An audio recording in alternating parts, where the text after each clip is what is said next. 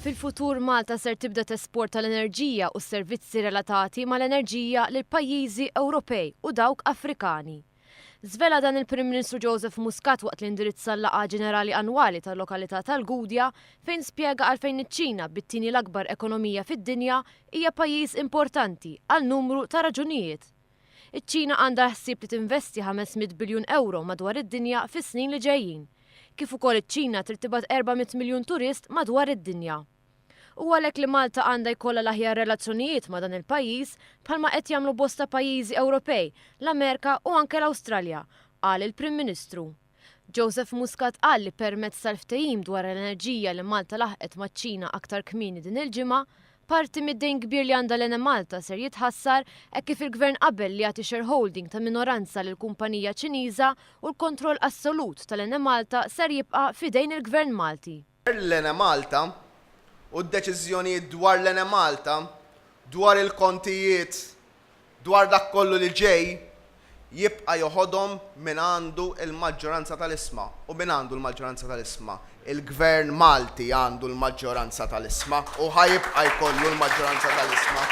Iż-żjara tal-Prim Ministru fiċ-Ċina waslet għal ftehim ieħor li jinkludi li Malta flimkien maċ-Ċina tibda taqgħad pannelli fotovoltaiċi sabiex nibdew inbijaw dawn il-pannelli u anke l-enerġija. Sussegwentament dan ifisser aktar xogħol filwaqt li jkunu salvagwardjati xogħlijiet eżistenti. Ftehim ieħor huwa dak biex f'Malta jiftaħ Service Center tal-Enerġija. Dan hekk kif iċ-Ċina qed testendi qatt ta' power stations fil-Lvant Nofsani, fl-Afrika ta' fuq u fl-Ewropa. Joseph Muscat sostna li għandna ħaddiema mħarġa filwaqt li ser ikunu imħarġa oħrajn. Il-Prim Ministru kompla jgħid li qabel ma jiffirma dan il-ftehim maċ-Ċina u biex il-proċess ikun kollu trasparenti, il-Gvern se jmur quddiem il-Parlament jagħti d-dettalji kollha ta' dan il-ftehim biex imbagħad jittieħed vot. Dan il-Gvern wara li nnegozja ħajjiġi quddiem il-Parlament qabel ma jiffirma. Ħammorru quddiem il-Parlament u nagħtu id-dettalji ta' dan il-ftehim. Hemmhekk tiġi t-trasparenza.